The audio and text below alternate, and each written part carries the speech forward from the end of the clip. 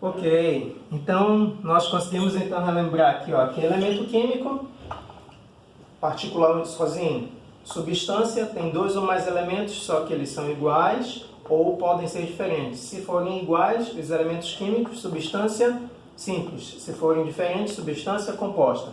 Eu tenho as misturas, elas podem ser homogêneas ou podem ser heterogêneas. As misturas homogêneas são aquelas que dentro do mesmo sistema têm substâncias diferentes, mas eu só enxergo uma fase.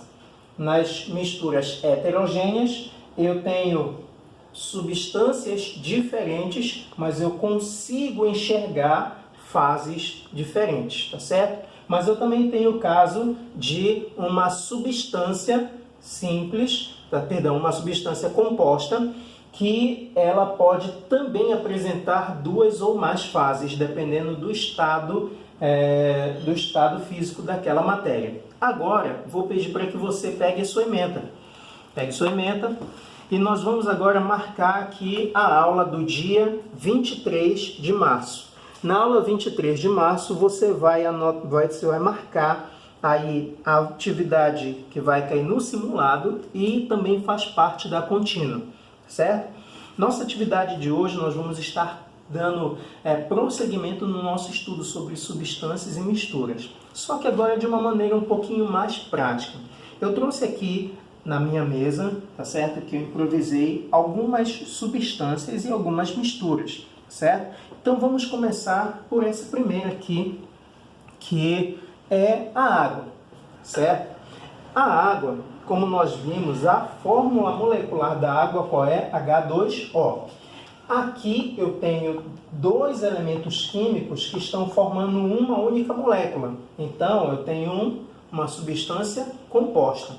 Essa substância, certo? Agora, caso eu comece a fazer a mistura, olha só o nome falando. Vou colocar agora uma outra substância aqui dentro. E vou agora misturar. Pergunto para você, posso chamar isso daqui de substância? Não. Isso aqui para mim será uma mistura. Como eu não consigo enxergar nenhuma fase, eu também posso chamar essa mistura de solução. Ok? Então aqui eu tenho uma mistura, uma solução, e ela é classificada como homogênea. Bem, professor, mas agora eu quero um outro exemplo. Se por um acaso eu agora acrescentar alguns grãos de feijão, alguns grãos de arroz e misturar, posso misturar o quanto for, mas eu vou conseguir enxergar o corpo do arroz, o corpo do feijão.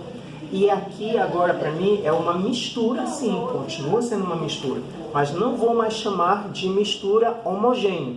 Ela será uma mistura heterogênea.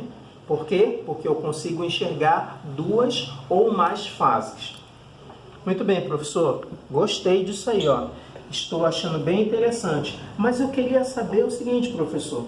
Será que eu tenho como, depois de misturar a água e o álcool, eu tenho alguma maneira para separar os dois?